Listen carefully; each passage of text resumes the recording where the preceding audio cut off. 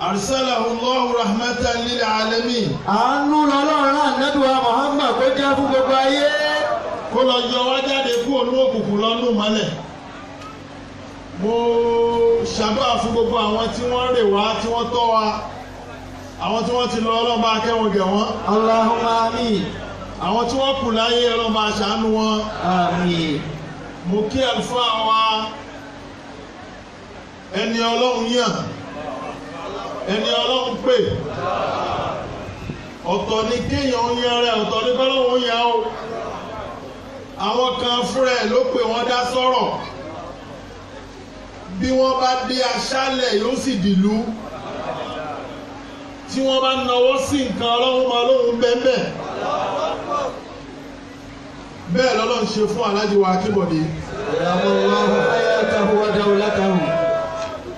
látàìmọye ọdún ni mo ti máa ń gbọ́ pé Ọlọ́run olóore ọ̀fẹ́ aládìpẹ̀lẹ́ ẹ̀san rere mo á sọ fáwọn èèyàn pé mi ò gbà bẹ́ẹ̀ kò sóore ọ̀fẹ́ àmọ́ bí ó ti ń bọ̀ ni ìsábà sóore ọ̀fẹ́ ntẹ́fì mọ̀ pé kì í sóore ọ̀fẹ́ ni pé Olúwa máa tù dí sáwọ́nà illa bima kuntum ta'malun.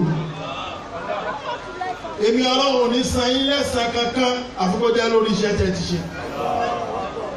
ẹ wá wojọ́ tí àwọn ti ń bá ọ̀rọ̀ MSS bọ̀ ẹ wà ìmọ̀ye ọdún náà wọ́n ń tì í bọ̀ orúkọ yẹn wà synonymous pẹ̀lú Islam wọ́n wá ń bá a bọ̀ ọbẹ̀ ìsan ọba tí kì í fi ẹni tiẹ̀ lẹ̀ lọ́pọ̀lọpọ̀ ọgbà láyé Ọlọ́run lóhun yóò dàbí ìgbà tóun ò rí òun sì rí yín yóò dàbí ìgbà tóun ò ní sẹ̀san òun sì sẹ̀san ọba tó wá sẹ̀san náà fún yín yóò bá mi ṣàlékún àlàáfíà fún yín. Allahumma àmín. yóò jẹ́ kẹ́ ẹrẹ́ mi gígùn fi ṣiṣẹ́ náà. àmín. torí bí ẹ bá ní òràn yín iṣẹ́ ànábì Ọlọ́run mi ò rérò tó tó yìí. Inshallah. àwọn ànábì Ọlọ́run mi ń bẹ àrán wọn sí ju yàrá wọn lọ wọ́n sì mọ tó jíṣẹ́ Ọlọ́run. hunaka rasulu wa hunaka nabi. alójíṣẹ́ ànábì sì wà. ìyàtọ̀ ń bẹ láàrin rasulu wa nabi. ìyàtọ̀ ń bẹ láàrin kápẹ́yàn ní rasulu àti nabi. bàbá pèyàn ní nàbí àṣẹlá nàbí Ọlọ́run ní alẹ́mọ́ fún tíra ṣùgbọ́n ẹni tá a bá pè ní rọ̀ṣúlù yàtọ̀ sí kójá nàbí Ọlọ́run ó tún ní tíra wọ́n bá yín bẹ Ọlọ́run gbogbo ẹ̀ ló kórè yín lọ́wọ́ ó ti rí i kò ní jó bàjẹ́. Allahumma àmín. yóò wá tún káàkiri ayé. àmín. bó o ṣe pé títà náà náà ò káàkiri lẹ́yìn Ọlọ́run tí ń bẹ lára yín ẹ mọ̀ àwọn tó wà ní advert tó wà ní advertisement wọ́n sọ fún yín pé àwọn ojú kan wà ó pawó àbí bẹ́ẹ̀ kọ́ àwọn ojú tó pawó wà tó tọ́ o láàrin àwọn footballers ojú tó pawó wà láàrin gbogbo táwọn èèyàn mọ̀ láyé tó bá fẹ́ lómi ṣe advertisement gba ayé ó sì máa rà á kí ló dé ìmọ́lẹ̀ Ọlọ́run ti bẹ lára ẹ̀ ọmọ wa jogún ẹ̀ o ọmọ náà jogún ẹ̀ tó bá ṣe àmì Ọlọ́run ṣe bẹ́ẹ̀ fún wọn. àmín. mo kí gbogbo ẹ̀yin tẹ́ dúró ti àwọn àfáà ẹ ní mọ̀ bàmíjẹ́ láíláí. Allahumma àmín. Ọlọ́run wọlé àwọn tó dúró táwọn tàná torúkọ wọn ò sì parẹ́ orúkọ tí náà ò ní parẹ́. Allahumma àmín.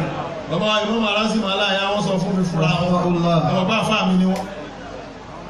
wọ́n nínú àwọn tó dúró ti àwọn láyé ájì má ṣá wà mẹ́ ìlú táwọn òde rí má ṣá má wọn débẹ̀ wọ́n ò gbogbo tọ́lọ́run fún má ṣá látòkèdè lẹ́yìn ráṣàdánù mẹ́ wọ́n ò gbé wọ Ọlọ́run mọ̀ lágbára àṣọ́bẹ̀ sán ní ẹ́ gbogbo ìtẹ́yìn náà ṣe lọ́wọ́ tí ń jọ pé alásàlátù níyìn Ọlọ́run yóò gbé lórí ní yóò sì fòrè náà fún yín. tó bá gbà pé yóò ṣe bẹ́ẹ̀ fún ọ náà ṣe àmín náà. àmín. jẹ́mọ́ mo kí ẹ̀yin ìyá wa náà ní ẹ bá kọ̀ bí o bá kí yín kó bá ṣe bẹ̀ kò ní dùn. kò ní dùn kò ní dùn. bọ́rọ̀ wọn bá yọ kó náà rọ àwọn àfa ẹ̀ rí lára àfa ẹ̀. inú ẹni dájú jù láyé ọkùnrin ni ọkùnrin sábà ṣe sàrà. ṣùgbọ́n ní ẹni tí ẹ má bínú kì í ṣe ẹ̀yin àwọn tí ń wúyẹ̀ wà lẹ́nu yòówó àná Muhammad. sallallahu alayhi wa sallam. ṣùgbọ́n obìnrin sọ fún pé kò ní fojú sunkún ọmọ tó bá ṣòfò kí lẹ wí yẹn ní má bàmí jẹ́ láéláé. Àmín. Ohun tí ara mi láàrin ìṣẹ́jú díẹ̀ tí mo ní òun ni ká wo àwùjọ mùsùlùmí lénìí à ń ṣàdúrà ń tòótọ́ gbogbo wa la gbà pé àdúrà máa gbà gẹ́gẹ́ bá Ànábì Muhammad ṣe fi kọ́ wa. Sallallahu alayhi wa sallam. But àdúrà fúnra rẹ̀ ipa wo ló ń kó èèyàn tí ń ṣàdúrà ipa wo lòun fẹ́ kó láyé lẹ́nìí àwọn kan àdúrà nìkan ni wọ́n ń ṣe wọ́n bá pè síṣẹ́ kò ní ṣe àsìkò tó yẹ kẹ́lómi wà lẹ́nu iṣẹ́ tẹ̀sùbá ni ó mọ̀ fà gbogbo kan ló sì lásìkò títí ẹ̀ bàbá sì ń sọ pé kọ́lọ̀ ń paná Adébọ̀rẹ́ kó gbé súnà nẹ́bì ga kó fà nẹ́bì lága wọ̀sílà àga wọ̀sílà tá à ń sọ kápẹ́ńtà kan ní òkàn àjọ dáwó ni bàbá fẹ́ ká pọ̀ níkẹ́ bá a ti pọ̀ lérò máa ń sọ fáwọn èèyàn máa ní mùsùlùmí a pọ̀ ní ìkẹwàá ò tí pọ̀ anybody tó bá ní exposure tó bá jáde tó bá báwọn ẹlẹ́sìn míì ṣe ẹ mọ̀ bá a pọ̀ níkẹ́ the few ones láàrin wa là ń pariwo wọn bá a ti wá pọ̀ tó ìkíní ń fa àdánwò àìpọ̀ níkẹ́ àìpọ̀ níkẹ́ wá ṣẹlẹ̀ látara yí pé ibi Ọlọ́run gbé nǹkan sí àgbè síbẹ̀ lódodo àdúrà máa gbà ṣùgbọ́n gẹ́gẹ́ bí ẹ̀dá ǹjẹ́ wọ́n dìde ńlẹ̀ gẹ́gẹ́ bí ẹ̀dá Ọlọ́run mọ iye àwọn bàbá mi ní máa ń sọ alẹ́ ni tí ò lọ́jà ṣọ́ọ̀bù tó lóhùn òòtà kí ni wọ́n béèrè lọ́wọ́ ẹ̀ bí ìyẹn bá bẹ lọ́hùn tán dáadáa kó lo agbami iṣẹ́ ni ìyẹn ló fi já sí pé kì í ṣe 10 naira 5,000 lámọ̀dá olú àwùjọ àwọn kiri yóò kan láìpẹ́ yìí wọ́n pè ní ṣètò ni àwọn sẹ̀lẹ̀ ní fi owó sẹ̀lẹ̀ àgbáyé àwọn náà lè mọ gbọ́ báyìí wọ́n ní wá sọ̀rọ̀ lórí Mary àwọn tí wọ́n sin Holy Mary wọ́n ní kí wọ́n wo Mary from Quranic perspective kí n tó rí mi wọlé èmi máa ń rò bá pọ̀ ni àmọ̀ bá pọ̀ bàbá dọ̀hún gbà mí. ẹni mo jókòó sọ pé báwọn ti rí 15 million. Allahu akbar. wọ́n á rí pé kì í ṣoògùn wọ́n múra síṣẹ́ ni. Ya sadata. wọ́n kì í ná àdábànà. Wọ́n kì í ná àdábànà. rọ́bà náà yẹn ó tọrọ ayé ó tọrọ ọ̀run. Inshallah. Ìtẹ́bá wo the contextual meaning of the verse ẹ rí pé ayé ló tì síwájú kódà báyé ò tiẹ̀ jẹ́ nǹkan kan Ọlọ́run ni a máa wáyé ká máa wà débi tí ó di wa lọ́wọ́ ọ̀run ló wí bàbá ka ayé ilẹ̀ bàbá làwà táláwà kọ́ tilẹ̀ fún ẹ lọ Kùránì mímọ́ tá a bá wo Suratul Qasas ká lọ Kùránì chapter 28 verse 77. Ọlọ́run bá sọ fún Ànábì Muhammad níbẹ̀. Kí Ọlọ́run bá wí bẹ̀. A'udhu billahi minash shaitanir rajim. Àwọn sùn bàbá ṣé ò jẹjẹ ní ṣe. Wa min sharril kuffari wal hussadi. Wọ́n náà ṣàmì tó rákà. Wa min ghadabil jabbar. Kò dìgbà tó bá ṣẹ̀yàn kó tó hètì ẹ. Al-izzatu lillahi wa li rasulihi wa lil mu'minin. Sọ̀tọ́lọ́ kókó mọ̀ ìdápá ọ̀tá ó ká gbogbo wa. Bismillahir rahmanir rahim. Kí ló wí? Wabtaghi fima ataka Allahu daral akhirah. Wọ́n náà lè lọ wo Quran chapter 28 verse 77. Wala tansa nasibaka minad dunya. Kábíyèsí Ọlọ́run. Wa ahsin kama ahsana Allahu ilayka. Allahu Akbar. Wala tabghil fasada fil ardi. Ọlọ́run ọba o. Inna Allaha la yuhibbul mufsidin. Ó sì gbọ́dọ̀ tóbi dáadáa. Ẹni bá mọ̀ pé kéwù ṣòro ké yóò gbọ́dọ̀ tóbi. Alága organization kan sọ fún mi, mo digress a little bit. Ó náà ti ní káwọn lọ lé kéwù, wọn wá lọ lé kéwù. wọ́n ní sàmà bólẹ́dé báyìí sí olóhùn wà ń kọ́ ìdátù bólẹ́dé olóhùn wà níbi súrà kan mo ní súrà wo ni ó ní súrà yẹn ń pariwo alábìdùn alábìdùn alábìdùn mo ní mi ò gbọ́ súrà tí ń pariwo alábìdùn rí ló bá bọ́lẹ̀ nu mọ́tò ẹ̀ ó sì wọ́lẹ̀ tiẹ̀ ló bá fi hàn mí ẹni kí ní gbèrè alábìdùn láàbùdù máa ta àbùdù alábìdùn lọ́dún yẹn wọ́n máa bí pé ṣé kéwùlẹ̀ àbí òle ṣó lè báyìí àbí òle ọlọ́run sọ nírọ̀rùn fún gbogbo wa ọlọ́run ọba ní. wàbùtájì fi máa àtàkà Allahu daral akhirah. olúwa ní lódodo ọ̀run làgbà ṣùgbọ́n nínú tí mo fún yín láyé ẹ fi wá ọ̀run ọlọ́run ní ẹ lo ayé ẹ jẹ́ kó yé yín pé ayé is not the end but it's a means to an end ẹ lo ayé láti fi wá ọ̀run ọlọ́run ní tí máa fún ẹ lówó láyé fi wá ọ̀run ẹni wá fẹ́ fàyè wá ọ̀run bí ò bá láyé kí ló ti wá jama ẹ̀ gbọ́ lọ́n tóbi ní àgbákò wá sí ni ní ká máa sọ pé àwọn kan ebi pa wọ́n dé ibi ìyà jẹ wọ́n dé ṣé lóde òní wá lọ́rọ̀ nu àwọn mùjísà tó bá sàmánì kankan mu lọ́lọ́run fáwọn ànábì ọlọ́run ìjọ rán Musa ṣẹ́ lọ́dọ̀ Fìráúnà náà mùjísà kí nǹkan ó paradà ló fún wọn náà àgbà mùjísà lẹ́nu kọ́ lọ́run bóyá láṣìírí Insha Allah. ó dà bẹ́ẹ̀ bá gbà bẹ́ẹ̀ àfáà tó rẹ́ǹtì ilé máa gbọ́ láńlọ́ọ̀dù rẹ̀ dílà ní ọtí ní ta àfáà wa gbégbá wá sí síta wọ́n sọ pé innamal khamru wal maisiru wal aslamu wal ansabu rijsun min amali shaytan fajtanibuhu la'allakum tuflihun. ó wá bẹ̀rẹ̀ sí sọ èpè àwọn tí ó jìyà náà tí àwọn mẹ́wàá ṣé mo fẹ́ ló rẹ̀ ń dùn lọ́wọ́ ṣé mo nígbà tí ó bá parí wáàsí ó ti rí lémi ni o. ṣùgbọ́n tó bá jẹ́ pé ẹni ọlọ́run bò láṣìírí ni bó ti ṣe bá jẹ́ Àjíbọ̀dé yóò wù yóò sọ ọ́ lẹ̀ yín lẹ́ẹ̀ma kò yí òun ó ti lọ tán ọlọ́run ní ẹ fi ayé yìí náà ẹ fi wá ọ̀run béèyàn bá rí ayé lò à ń pariwo bàbá Fọláwí mọ iye mọ́ṣáláṣí tó kọ́ ni ìtẹ́ rí bí yìí nìkan ni ọlọ́run mọ iye àwọn tó wà lórí scholarship ẹ̀ ọlọ́run mọ iye ẹni tó ké mọ́ta rẹ̀ ló lọ wọ́n yìí lọ dì sí ńgbà Túndé Fọláwí yọ débẹ̀ ìyàwó kí ni fi ń ṣe ẹjọ́ kí ni fi ń ṣe àrísìkì yìí ó dàbí yẹn níyàwó bí ò bá lárísìkì ẹ̀dọ̀ tara yín máa ń sọ fáwọn èèyàn tọ́lọ́ ń bóyàwó wọn láṣìírí wọ́n ní fìlà orí rẹ̀ yóò lálájà ni bàtà yìí náà kọ́ àlájà ni agbádá yìí náà kọ́ àlájà ẹjọ́ tó bá káàbùkù lọ́wọ́ àlájà pẹ̀lú sàárà tó ń gbà wọn ẹ̀yọ̀ bó àná Muhammad. Sallallahu alaihi wasallam. àwọn fẹ́ ṣe bí ọkùnrin bí ọkùnrin àlájà ó pè ẹ̀mí ẹ̀ tí ẹ̀ mọ̀ wọn ara yín àlájì ìṣe ẹ̀ka máa bọ́ ajágájá kó máa gbólógbò lábúgbà tí ń tọ́jú yín tó ṣọ́wá káàbùkù àbọ̀ káàbùkù. wàbùtájì fi máa àtàkà Allahu daral akhirah. ọlọ́run ní ẹ lo ayé láti fi wá ọ̀run wàhálà tí mùsùlùmí wá ní láyé lẹ́yìn akẹ́yìn síbi táwọn yẹn ti máa rówó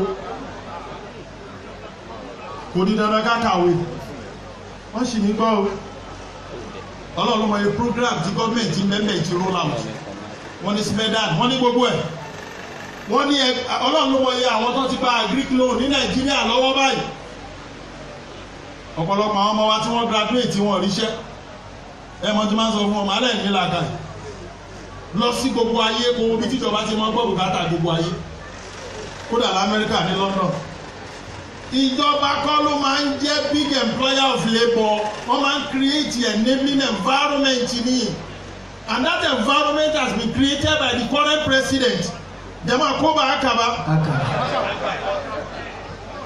mẹ́wàá bá lóun kàwé tó yanjú ṣé dandan ni kó wà báńkì ni. I have a friend tó ní farm nílọrin masters ló ní inú agri mo ti farm yẹn ń gún jáde lóṣù kan ẹni tí bẹ́ẹ̀ báńkì ò lè gbà á dẹ̀ sọ fún yín pé aláàjì tí bá tún wáyé tí mo fẹ́ ṣe rẹ̀ mo léèyàn tó lọ sí Germany tó lọ kẹ́kọ̀ọ́ tó lọ fún sẹ́mínà oúnjẹ díẹ̀ ìjọ tí ń lọ bí yẹ̀yẹ́ lójọ ìjọ tó padà pẹ̀lú rẹ́sípì ẹ̀ ní gbogbo Ọ̀ṣun state àti Kwara state lẹ́nìí òun nìkan ní ta oúnjẹ díẹ̀ fún wọn tó bá sì ràtà fún wọn tó bá jẹ ẹdìyẹ máa yé ju báwọn tó kù ti yé lọ jàmọ́ ìkíni ń tà ṣe bí rẹ́sípì tó gbà wálé ni. ìyẹn mo ṣe sọ báwọn yẹn pé àwọn àwùjọ àsàlátù wa torí tó bá yá kò ní sírú àsàlátù báyìí mọ́ jàmọ́ ẹ̀ gbọ́dọ̀ tóbi. Allahu Akbar. torí kò sí lánàá bàbá ìmọ̀mù yìí táwa bá lánàá ṣùgbọ́n tí ó mú ọdún wọlé bá tíbi tí báyìí wàjà mú Rasulillahi láyà kàṣáṣù. èyí tá a bá nu gbọ́ àlàmísì lálẹ́ jẹ́ nígbà tí gbogbo ayé ìgbé ó pààyàn rẹ̀ ni àwọn bàbá kan yìí wà ń di ẹ̀wọ̀n gbàkẹ́gbà lọ́wọ́ àwọn o mo lọ wọ́jà yìí kan jọ kan mo bá mú kí ṣáà ibẹ̀ mo bá àwọn bàbá bíi mẹ́fà lẹ́yìn tí wà ká mú sẹ́yìn bí àmàlò tó bí sẹ́yìn mo lè ṣàfẹ́ gbà rárá jẹ́mọ́ ẹ̀ gbọ́dọ̀ tóbi ni Allahu Akbar. tó bá tásìkò yóò tún wọ ẹ̀wù mi kó tó wá wọ ìgbà tí máa ń wọ ẹ̀wù mi lọ́wọ́ yẹn yóò drop so many organizations tí wọ́n fail láti metamorphosis lọ sí the next stage. àsàlátù tá à ń ṣe lọ́wọ́ láyé lẹ́nu kí ló ní a máa ní cooperative society nínú ibi táwa yìí Islamic cooperative society táwọn yẹn ní ṣèbí kí wọ́n dákẹ́ mi dání tí bá nídìí ẹ̀kọ́ gbà wọ́n fún wa láìsẹ̀nsẹ̀ kí ló dé tá à ní link pẹ̀lú Jaiz Bank kó fún wa ní program tá a lè ṣe ń bí kó wọ́n jẹ́ wákàtí gbogbo wákàtí ẹ̀ náà àsàlátù là á máa fi ṣe ká lo wákàtí kan fún nígbà téèyàn bá mọ̀ pé ok mo ṣe statistics kan imam mo rí pé àwọn tí wọ́n patronize non-interest banking jù láyé Christian ni wọ́n àwọn táwa pè Christian ìta ni wọ́n Igbo ló pọ̀ nù wọn wọ́n ń bi Igbo kan léèrè pé kí lọ wá ń bẹ̀ ó ní aláàjì you know say Igbo no get religion mo ní wetin dey talk wetin be religion for Igbo ó ní na money ní kábíyèsí ọlọ́run. àwa tí wọ́n torí wa gbé ńlẹ̀ ṣá lọ́bẹ̀.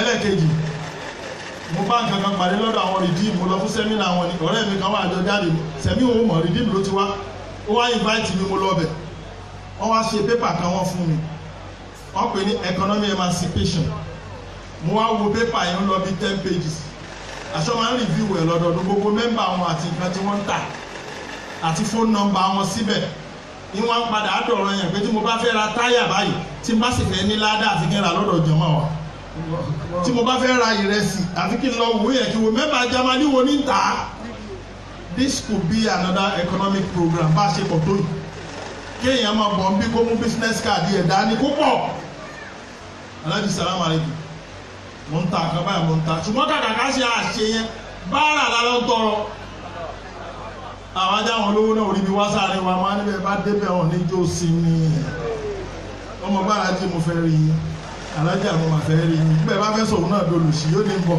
yóò bá ní wá wọn. wọ́pútẹ́gì fi máa ha tẹ́tọ̀ lọ́wọ́ dára lẹ́yìn. ọlọ́run ní gbogbo tẹ́ ẹ bá ní láyé ẹ fi wá ọ̀run wàlá tansa nasibaka mina dunya. Ṣayé náà lọ́wọ́ do not forget your proportional allocation here. Ìwọ náà nípìn níbí. O deserve láti lo mọ́tò gidi. O deserve láti gbélé rọrùn. O deserve láti jẹun tó ń wẹ̀. Kò sí tó ní owó pàdú plastic méjì kọ̀ọ̀kan ọmọ gbé bẹ̀ bọ́ọ̀ bá ti jalè. Ìjàmbá yẹn gbọ́dọ̀ tó ní. Allahu Akbar. Wọ́n gẹ́gẹ́ wá ṣubú wá sọ the style. Àlejò gbádùn púpọ̀ gbà tó wà láyé gbà tó lówó. Ní àwọn ọlọ́pàá kiri ní sẹ́ńtúrì táwà yìí kúrò ànábì náà àwọn ọlọ́pàá kiri ó lọ Islamic history ìjọ tí ń lo ọ̀pá kiri ìjọ tí ń bẹ nínú gbóni torí àwọn ẹranko burúkú yẹn ló fi ṣe kí ni ló fi lè tani wọ́n fọ̀pá nílé níbi ò bá tó jì.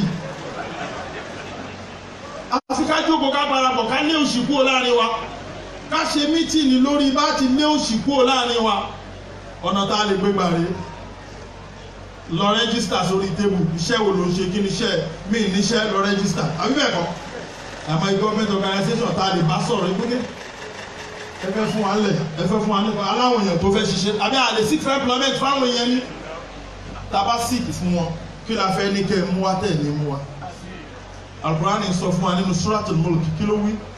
Walladhi ja'ala lakumul arda dhalula.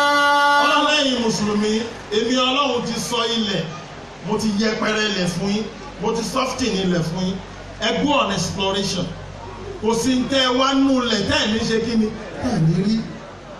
وامشوا في مناكبها. ẹ bá jókòó ọ̀lẹ́ ọ̀dọ̀ ọmọ rẹ̀ mi kan àbá ọlọ́run ṣe bí alàgbé ń dá àbí tí wọ́n ṣe ń tiwa ọdẹ tẹ̀ ló ń jẹ́ kí ìyàwó jẹ ọ́ nǹkan bá ti wà ẹ̀mọ̀ gbogbo bá ti wà tó bá ti expire kò gbádùn mọ́nù alóráyè kójókòó rí lágbájá ń bọ̀ ó mọ ìyàwó tí ó dá dúró lọ́dọ̀ rẹ̀ kó tó dọ́dọ̀ rẹ̀ níbi tí àwọn alájà akébọ̀lẹ̀ ti ṣe jálà bí orí íńtánẹ́ẹ̀tì orí email ìyájí akébọ̀lẹ̀ ni ó sẹ́ndì ẹ̀ sí alájì problem mi rè ókè máa bẹ̀ẹ̀ bẹ̀ẹ̀ lọ́wọ́ kò tí ẹ̀ ní bèrè owó lọ́wọ́ ẹ̀ àwọn ẹ̀ máa fàlà ní $20,000. Àmín. Àmì kọ́ yín wọlé ni wọ́n kó wọn pọ̀ sí i jẹ́mọ́ ẹ̀ ṣe àmì náà. Àmín. Ẹnìkan náà ó sì fún ní 10,000 ní àwọn àfáà tó bá kí túbà mọ́lẹ̀ ẹ̀yin lẹ́ni alájí ẹ̀ máa lọ lẹ́yìn tó wọlé ti kó tó parú ẹ̀ lánàá rí. Ja'ala lakumul arda zalula. والذي جعل لكم الأرض ذلولا. Ọlọ́run ní famshu fi manakibiha. وامشوا في مناكبها. Ẹ̀yin náà jáde lọ engage government, ẹ jáde lọ engage private sector, ẹ jáde lọ engage àwọn tó lówó nínú wa. Tẹ bá láyè lọ́fíìsì yín mo léèyàn mẹ́rin, bàbá ìmọ̀ mi ní a máa ṣe bẹ́ẹ̀. Tẹ bá láyè lọ́dọ̀ yín mo léèyàn mẹ́ta. Níjà fi ọ́ síṣẹ́ tó ní mọ̀ pé ń bẹ lẹ́yìn rẹ̀, Ọlọ́run ló rán mi sí ẹ. Níwọ̀n àfi ọ́ síṣẹ́ tó wà dá àfáà mi mọ̀. Èmi lọ́mọ dámọ̀ torí tó ń jẹ tó mú lọ́wọ́ nù. Bẹ́ẹ̀ ni àbí bẹ́ẹ̀ kọ́? Bẹ́ẹ̀ni. Engage gbogbo ayé ẹja ká di ìjọ kó má jẹ́ ìjọ alásàlátù nìkan kó di economic team láwọn churches lẹ́nu tẹ bá débẹ̀ wákàtí kan náà fi ń ṣàdúrànsì wọ́n sọ fún yín pé òkè ǹjẹ́ ẹ mọ̀ pé níbẹ̀ àwọn tí mo lọ bá níbi tí mo ti lọ ṣe wáàsí fún ọkàn tó wọlé ẹ wọ́n pé kí la fi dìbò yìí voters card náà fi ń wọlé wọ́n á fi pásítọ̀ wọn pé kí ló dé ó lè yàn kéèyàn ní kì í ní voters card ó lè yàn kéèyàn níbẹ̀ yìí ó ní gbogbo ayé náà máa gbàgbọ́ ṣùgbọ́n máa gbà wọ́n gbọ́ ayé ọ̀tọ̀ọ̀tọ̀ ni wọ́n ń gbé táwọn bá sọ fún ọ pé bí ni ẹ dì sí tọ́lọ́hún wí níbẹ̀ náà ó sì dì sí. alájẹ religion ló ń control gbogbo ayé religion yẹn ló wá fẹ́ sọ dólóṣì àwọn làwọn á nígbà àwọn làwọn á kó tẹ̀sùbá nìkan dání ẹjẹ́ àti tẹ̀sùbá ká parí gbogbo ẹ̀ lóru ká ṣe jọ Sunday ó di jọ Monday kólúkà kù ṣe kí ni ẹ̀fọ́n sí gbòòrò. àwọn èèyàn mẹ́ta kan wà ní ìgbésí ayé wa lọ́yà dókítọ̀ wọ́n pàtàkì gan àwọn àfáà àbí wòlíì lẹ́lẹ́kẹta ṣùgbọ́n ẹni tó wà constant jù nínú wọn àfáà àbí wòlíì ni bẹ́ẹ̀ ọba náà àìsàn tó lágbára tó fẹ́ operate pẹ̀lú pé best doctor ni wọ́n háyà tó máa padà lọ bá àfáà àbí wòlíì ẹ bá ń bẹ lọ́nkọ́lọ́ tó sọ̀ láyọ̀ bẹ́ẹ̀ ọba lẹ́jọ́ tó le tó bá gba sáànì fún tán yóò tó padà lọ ṣọ́ọ̀ṣì àbí mọ́ṣáláṣí pé ẹ bá ń bẹ lọ́n kò sí ìdí kì í wá sọ́dọ̀ wa nù ìjà wa ara wọn pípọ̀ yìí lò sínú ẹ̀sìn àwa ni ká wá dìde bá a ti jókòó yìí a lè yanjú ọ̀rọ̀ local government bá a ti jókòó yìí àdá selection akáwọ́ lẹ́rán náà ní ìgbà ní bá ti káwọ́ lẹ́rán ó lò wọ́n gbà ní. You cannot win a system when you are outside the system. You can only win that system when you are within the system. Jama ẹ̀gbọ́n náà tóbi ní. Nù tí mo ṣì wá nù. Èmi ò ní ìbò tèmi, wọ́n gba fíìmù ni, wọ́n wo fíìmù léwu àwọn ọmọ rẹ̀ lọ́la. Ẹjẹ́ á bẹ̀rẹ̀ sí bá wọn dídí ìgbà tó wọ́n fi ṣe kíni, tó wọ́n fi kà á. Kó mọ̀ jẹ́ pé bàtọ́ bá wá bí láàmú ilé wọn kiri ọ̀nàrẹ́bù ẹjọ́ wọn fowó à wọ́n jọ̀rọ̀ mi orí bẹ́ẹ̀ ọlọ́run wọn. Ẹnìkan lọ bá Ànábì Muhammad. Sallallahu alayhi wa sallama. Ó sọ fún Ànábì tó lóun òrò ń jẹjẹ. Ànábì fún lówó. Sallallahu alayhi wa sallam. Bàbá ìmọ̀ ó tún lọ lẹ́lẹ́kejì bí ọ̀sẹ̀ méjì Ànábì fún lówó. Ẹlòmíì kì í wá sọ́sà láti wá ṣe nǹkan kan. Àwọn lọ́lá yẹn ló wá àtáàkì o. Ẹ bá sì lé wọn tán tó bá kà wọ ara wa ẹ̀rí lájọ máa rí ọ̀rọ̀dọ̀rọ̀ 50 naira tí wọ́n wá náírà ní. Ẹrú Ọlọ́run wá lọ bá Ànábì lẹ́lẹ́kẹta. Sallallahu alayhi wa sallam. Ànábì wá sọ fún yín pé kí ló ní Ọlọ́run ní nǹkan. Afaṣọ òbora méjì Ànábì ló ní nǹkan. Ànábì ní lọ tàkan nínú aṣọ òbora yẹn. Ó sì ta ọmọ òwòdì oníkíní kó wọ́n fi ṣe. Ànábì ní lọ fi ra àdá wá. ó sì ra àdá padà dé ànábì ní bọ́ọ̀nù gbó máa lọ gégi kó máa lọ ta lọ́jà kò sí tó dàbí kéèyàn máa jẹ nínú ogún rẹ̀ ẹni bá ń jẹ nínú ogún rẹ̀ yìí máa ń jẹ́ káàdùn ara rẹ̀ ó tètè gbà ní bó bá sọ pé ọlọ́run lóru ọlọ́run sì dá lóhùn torí máa ń làágùn nú ẹ̀ ní tí ń ṣe kí ni ní tí ń jẹ ní ẹ̀ bá wá ṣe gbogbo wàhálà ẹ̀ lọ tán tó bá mú tẹ̀sùn bá tó débi tó ń sọ fọlọ́run pé wọ́n ọlọ́run sálámù káwọ́lá mìíràn bíra ilé. ẹni pọ́lọ́run máa gbà tó bá ti ń débi bọ́lọ́run bá tún wá gbàdúrà rẹ̀ máa yọ tọ́lọ́run bẹ̀ àwọn aláì jẹ́wọ́ bọ́lọ́run gbàdúrà wa bàbá ìmọ̀ ẹ sáà máa rí wọn àwọn tọ̀ testimony ni yóò nígbà mo ṣe testimony tán mo fún yín 2 million tí wá ò ní jẹ́wọ́ kò impossible lóyìn sọ àdúrà rẹ̀ sì ti gbà tipẹ́ a máa kó kù wà tọ́lọ́run ọba ṣàbòsí fún wa ọba tí ò ṣàbòsí fún wọ ọlọ́run ọba ṣàwà ń bẹ̀ mo bẹ ọlọ́run wa láàánú jùlọ aládìpẹ́lẹ́ ẹ̀sán rẹ̀ ni ìwọ náà tẹ́wọ́ kí n ṣàdúrà fún ẹ bàbá wa tí wọ́n pè mí kí n mọ ọmọ mílíọ̀nù ní ẹni àpẹẹlẹ púpọ̀ ni wọ́n mo ní summit kan tó yẹ kí n wà bẹ́ẹ̀ báyìí wọ́n sọ fún ọ pé ní pè mí ìgbọ́dọ̀ mọ́ dà lọ ẹni ọlọ́run pè dá sọ̀rọ̀ jama ẹ̀gbọ́n ọlọ́run tóbi ṣé wàhálà tí ràn àfáà ní ojú kì í ta lọ wọ́n ìfẹ́ rárá ràkúnmí kan lóun ru ẹrù mẹ́ta olóhùn ru kì í ta olóhùn ru àbámọ̀ lẹ́yìn àbámọ̀ olóhùn tó ru kì í ta wá lóhùn ru àbòsí bàbá àmọ́ wọn á bí pé ta ló gbàbòsí ní ẹ lórí láwọn ará ilé ọba ni ọba bá gbẹ́sẹ̀ lé ìyàwó níwọ̀ ìyàwó tó ṣe ń tọ́lọ́hùn fẹ́ kí ni ó gbẹ̀yìn ẹ̀ káàbíyèsí ó ṣàbòsí mi nígbà táwọn ẹni sọ fún pé tó ṣe yóò ṣe kí ni kò dáa ìyẹn làwọn àfáà ńlá náà ṣe lọlé ọba púpọ̀ kí ṣe wọn má bàjẹ́ wájú ọlọ́run ẹni tá a bá lò tá a nílé kọ̀rẹ́ẹ̀tì ká má bà ṣe ǹjẹ́ tá ń gbà bá mọ̀ ní ẹ lórí ó láwọn obìnrin ni ẹ̀yin kọ́ àwọn èèyàn wò wá ìyẹn kan lísìn ni wọ́n ní kí ni wọ́n ń pè lábàámọ̀ ó ní tóbìnrin bá wà nílé ọkọ kan tó bá ń gbádùn tó ń gbádùn kò ní mọ̀ pé òun gbádùn ìjọ tó bá ṣèṣì jáde tọ́tàn jáde tíyàwó adé tíyàwó adáṣọ fún tó wá bẹ̀rẹ̀ sí rù wọ́n ní ìyá ṣáàkì kí ló dé tọ́rọ̀ yín wá rí báyìí á ní ṣe mo wá mọ̀ ní ìmọ̀ pé bọ̀bọ̀ yẹn ń purọ́ ni jàmọ́ kí ló ń ṣe lọ́wọ́ yẹn ń ṣàbámọ̀ èmi àti yóò ní ṣàbámọ̀ àbúrò àmín ẹlẹ́ẹ̀kẹta ta ló gbélé ẹ lórí ó láwọn àfáà ní kéta ni wọ́n ìfẹ́ rárá wọn á ní kò mọ kéwù kò pé dáadáa ìwọ́tọ̀ wa mọ kéwù tó ọmọ pé ibi sì ń pa ọ́ ọba àtàlọ́gbà ó sọ fọlọ́hùn pé Allahu Akbar Allahu Akbar yàtẹ́sù bí rahmatihi man yasha tóbìnrin abímọ márùn àwa sọ àbíbẹ̀yìn dọ̀gà yóò bá dé ẹni bí abùkátà lé mo lọ bá wọn dá sọ̀rọ̀ kan ní sàlẹ̀ Èkó ní Lagos Island tí mo gbé wọn náà oṣù tó oṣù méjì mọ́ wọ́n máa ń pa àwọn kan ní olórúkọ bá máa ń pè wọ́n lẹ́kọ̀ọ́ àwọn tó bá jọ mẹ́rù àrótà ọlọ́run jẹ́ mi rẹ̀ wù wọn lágbájá ọmọ àrótà ni ẹni tí mo ń sọ̀rọ̀ rẹ̀ yìí àrótà ni bàbá yàláyà rẹ̀ bẹ̀ ṣùgbọ́n jọ́ tí lè wọ́n wó ló kọ́lé wọn 3 story building fún wa àrótà wa lọ́wọ́ fẹ́ kankan bẹ̀ nípa bá yín kọ́ náà ni lọ́nà jáde àrùgbà àwọn tó wá rẹ́ ni bí àwọn ẹ̀rín sọ́ ni wọ́n rí ọba tí ò dárò táàmù tí ò dẹ́nì kankan mọ̀ dásìbílà àmàtì yìí máa yẹ ṣá ṣùgbọ́n tá a bá gbé ọ lásìbí ọlọ́run bá gbé sí àmà nísìnyí mo bẹ lọ́wọ́ náà tẹ́wọ́ olúwa aláàánú jùlọ aládìpẹ́lẹ́ ẹ̀sán rẹ̀ ọlọ́run ọba ọ̀ mo fi títóbi rẹ mo fi bẹ̀ẹ́ mo fi èní mo fi bẹ̀ẹ́ mo fòrùn tí ràn lọ́wọ́ yìí mo fi bẹ̀ẹ́ mo fi títóbi rẹ tẹ́nìkan kan ò rí ẹ tó ṣe rí gbogbo àwọn mo fi bẹ̀ẹ́ gbogbo wa tá a jọ wà ń bí lẹ́nì gbogbo tó bá jẹ́ ìbànújẹ́ wa ọlọ́run kó parẹ́ kó sọ dídùn. Àmín. ọlá karama Ànábì níwájú ọlọ́run. Sallallahu alaihi wasallam. mo fún ẹ ní 60 seconds kó Daniel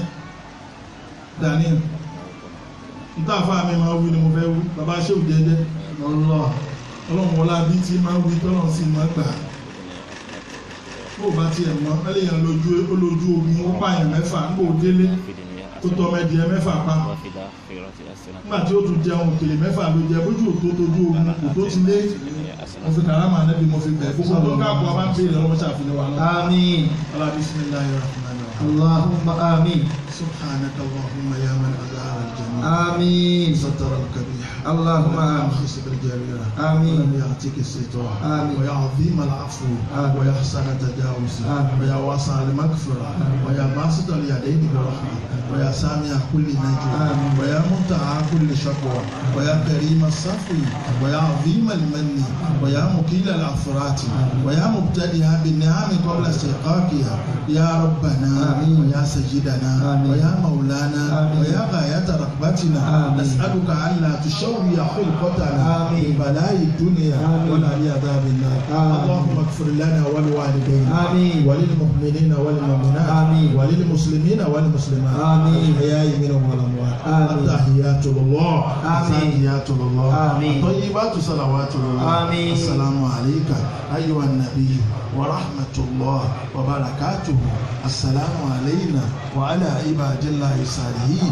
ó kú àtàyà ẹ̀ ọkàn bó ti wá ṣe rè ẹjọ àwọn ké owó dàbọ̀ lábẹ́ sí ẹjọ mo ní ìdíke